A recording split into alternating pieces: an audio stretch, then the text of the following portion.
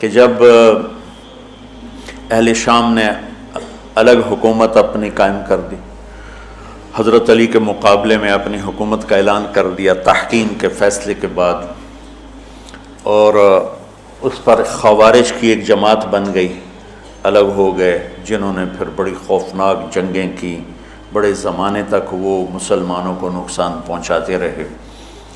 تو 3 خارجی اکٹھے ہوئے کہ جتنا فساد ہے نا اس کی جڑ ہے ایک عمرو بن عاص اور معاویہ بن ابی سفیان اور علی بن ابی طالب رضی اللہ تعالیٰ عنہ، ان تینوں کو قتل کر دو، فتنہ ختم ہو جائے گا۔ تو عمرو بن عاص اس دن آئے ہی نہیں، وہ مصر کے گورنر تھے، فجر کی نماز، تو جو ان کی جگہ آئے وہ مارے گئے، شہید ہو گئے۔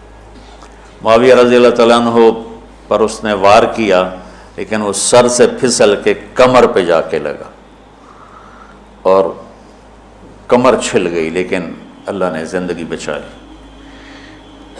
تو عبد الرحمن بن ملجم جس نے حضرت علی کو شہید کیا، یہ آیا ہوا تھا کوفے میں، تو لوگوں نے کہا امیر المومنین یہ اس کے ارادے اچھے نہیں نظر آتے، تو اس کو ہم پکڑ نہ لیں۔ فرمان لگے تو مجھے پھر اللہ کی ملاقات کیسے ملے گی؟ میں تو تم میں نہیں رہنا چاہتا، میں تو اللہ سے ملنا چاہتا ہوں۔ حضرت علی کے ساتھیوں نے بڑی بے وفائی کی، بڑی بے وفائی کی، اس لیے میں کہہ رہا ہوں مظلوم ترین ہستی۔ بسر بن ابی ارطاط نے یمن پہ قبضہ کر لیا شام کے لشکر کی طرف سے، اور حضرت عبید اللہ بن عباس رضی اللہ تعالیٰ عنہ کے 2 بچے اپنے ہاتھوں سے ذبح کیے، جیسے بکرا ذبح کیا جاتا۔ آل رسول کے 2 بچوں کو میں صنعاء میں اس مسجد میں گیا، وہیں ان کی قبریں موجود۔ تو حضرت علی بے قرار ہو کے نکلے کہ چلو اہل شام کے خلاف جہاد کریں، اور باہر شہر سے باہر جا کے خیمہ لگایا رات کو۔ صبح دیکھا تو ایک آدمی بھی نہیں آیا ہوا تھا، اکیلے تھے۔ تو پھر بڑے دکھی دل کے ساتھ واپس آئے اور اپنی داڑھی کو پکڑ کر کہنے لگے تو کب رنگین ہوگی؟ ایک دفعہ بیمار تھے تو کہنے لگے یا رسول اللہ مجھے لگتا ہے میری موت کا وقت آ گیا۔ میں نے کہا نہیں، تیری موت آئے گی جب اس خون سے یہ رنگین ہوگی، جب تیرے سر کے خون سے تیری داڑھی رنگین ہوگی اس وقت تیری موت آئے گی۔ تو اس جملے کو یاد کر کے کہتے تو کب رنگین ہوگی، تو کب رنگین ہوگی۔ چونکہ ساتھی ساتھ چھوڑ گئے تھے تو شدید قسم کی بے وفائی کا سامنا ہوا۔ پھر آگے نسل ذبح۔ آپ نے حضرت حسین کا کربلا تو پڑھا ہوا، لیکن میں نے جو گلدستہ اہل بیت کے بعد میں نے جب پڑھا تو جو اس کمبخت ابو جعفر منصور نے آل حسن پہ ظلم توڑے، اللہ میری ہچکی لگ گئی روتے روتے۔ تو میں اس کی تفصیل آپ کو بتا نہیں سکتا کہ مطلب ہے کہ میرا سر ساتھ نہیں دے رہا، تو ہچکی لگ گئی میری روتے روتے۔ ان کی ساری اولاد کو آخر میں پہلی دردناک سزائیں دی، دردناک سزائیں دی، اور پھر ان سب کو ایک کمرے میں بند کر کے چاروں طرف سے کمرہ ٹائٹ کر دیا، ہوا بند کر دی، گھٹ کے سارے شہید ہو گئے، اس کے تڑپ تڑپ کے سب اس میں شہید ہو گئے۔ اس لیے میں کہہ رہا ہوں سب سے مظلوم ہستی ہیں علی بن ابی طالب۔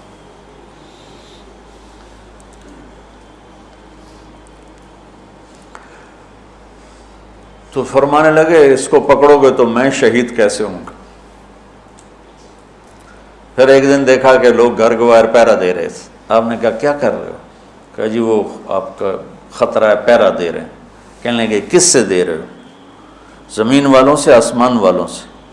وہ کہنے لگے جی آسمان والوں سے کون دے سکتا ہوں، زمین والوں سے پہرا دینے کا۔ بیٹا جا کے سو جاؤ، آسمان والا فیصلہ کرتا ہے، تو زمینی پہرے کام نہیں آتے، جاؤ، اور فیصلے آسمان سے اترتے ہیں، زمین پہ نہیں اترتے۔ تو 21 رمضان کو فجر کی نماز میں اس نے آ کے جو وار وہ سیدھا سر پہ لگا تو سر پھٹ گیا، تلوار دماغ میں چلی گئی، شور مچ گیا، پکڑا گیا۔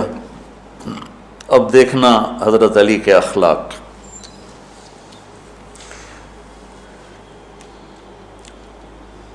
لوگ اکٹھے ہو گئے. حضرت زینب کو پتہ چلا تو وہ بھاگی بھاگی آئیں اور رونے لگی، واہ ابتا واہ ابتا. تو وہ کہنے لگا، وہ لوگ کو پٹی پٹی باندھنے لگے تو وہ کہنے لگا ابن ملجم جتنی مرضی پٹیاں باندھ لو، ابھی یہ مر کے ہی رہے گا. اس تلوار کو 1 مہینہ زہر میں ڈبو کے رکھا ہے پھر وار کیا ہے. تو اس پر تو بڑے سے بڑے حلیم کو غصہ آ جانا چاہیے. وہیں اس کا قیمہ ہو جاتا. اور حضرت علی کیا کہہ رہے ہیں؟ بھائی اس کے لیے نرم بستر بچھاؤ، اس کو گرم گرم کھانا کھلاؤ، اسے ٹھنڈا ٹھنڈا پانی پلاؤ. اگر میں زندہ رہا تو میں خود فیصلہ کر لوں گا مجھے کیا کرنا ہے، اور اگر میں شہید ہو گیا تو پھر پہلی میری درخواست ہے کہ اسے معاف کر دیں. یہ بتانا چاہتا تھا، اسے معاف کر دیں. اور اگر اسے میرے بدلے میں قتل کرنا چاہو تو پھر اس کو تکلیف نہ دینا، بس ایک ہی وار سے اس کی گردن اڑا دینا، اسے تکلیف نہ دینا. اللہ اکبر. آپ پڑھیں گے نا صحابہ کی سیرت تو سب سے زیادہ فضائل حضرت علی کے، سب سے زیادہ مقام اور مرتبہ تو ویسی جیسے خلفائے راشدین. سارے صحابہ اللہ کے ہاں مغفور محبوب، ان میں سے 10 مقرب ترین ابو بکر، عمر، عثمان، علی، طلحہ، زبیر، سعد، سعید، ابو عبیدہ بن جراح اور عبد الرحمن بن عوف. پھر ان 10 میں سے 4 محبوب ترین جو خلفاء بنے. پھر جیسے ان کی خلافت کی درجہ بندی ہوئی ایسے ان کے مقام اور مرتبے کی درجہ بندی ہوئی، لیکن فضائل سب سے زیادہ حضرت علی کے ملتے ہیں. اور یہ ایک فضیلت جو حضرت علی کو اللہ کے نبی نے سنائی، ہاتھ پکڑ کر یوں اپنے سینے کے قریب لگا کے فرمایا، اَتَرْضَىٰ أَن يَكُونَ مَنزِلُكَ مُقَابِلَ مَنزِلِي فِي الْجَنَّةِ. علی تو راضی ہے جنت میں تیرا گھر میرے گھر کے سامنے ہوگا. تو حضرت علی رونے لگے کہ نہیں حضرت میں راضی، میں راضی.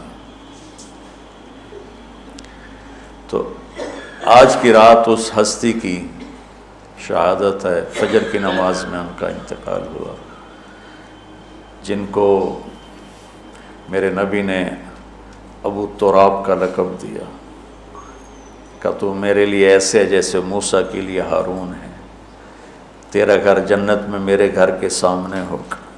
پھر آپ نے اپنی بیٹی فاطمہ سے کہا، فاطمہ تو میں یہ دونوں حسن حسین، اور یہ جو سویا ہوا ہے، حضرت علی جاگے نہیں، وہ سوئے ہوئے تھے، یہ جو سویا ہوا ہے ہم پانچوں آخرت میں ایک ہی جگہ پر ہوں گے، اکٹھے ہوں گے. تو یہ بڑے درجے کے صحابہ میں. اور اللہ کی قدرت ہے کہ اللہ نے کسی خالص ہاشمی کو حکومت نہیں دی، کامیاب نہیں ہونے تھی. بنو عباس بھی اہل بیت ہیں لیکن ذرا دور سے. ان کے 35 حکمران آئے، 35 میں سوائے ایک کے سب کی مائیں ہاشمی نہیں تھی. پہلے ہاشمی خلیفہ بنے حضرت علی، والد کی طرف سے بھی والدہ کی طرف سے، اور وہ کہتے تھے تو کب رنگین ہوگی، اور موت مانگتے مانگتے یہاں تک کہ شہید ہو کے چلے گئے اور دکھوں بھری زندگی گزاری.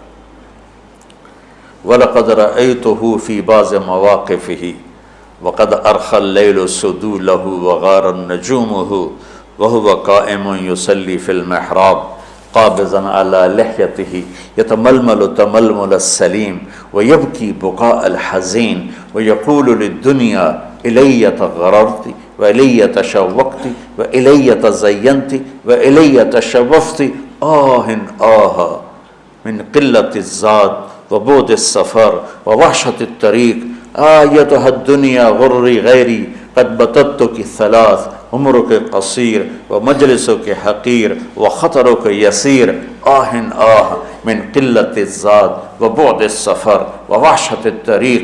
یہ درد بھری فریاد ان کی روز ہوتی تھی رات کو. ایسے تڑپتے تھے جیسے سانپ کا ڈسا تڑپتا ہے، اور ایسے روتے تھے جیسے دکھوں کا مارا روتا ہے۔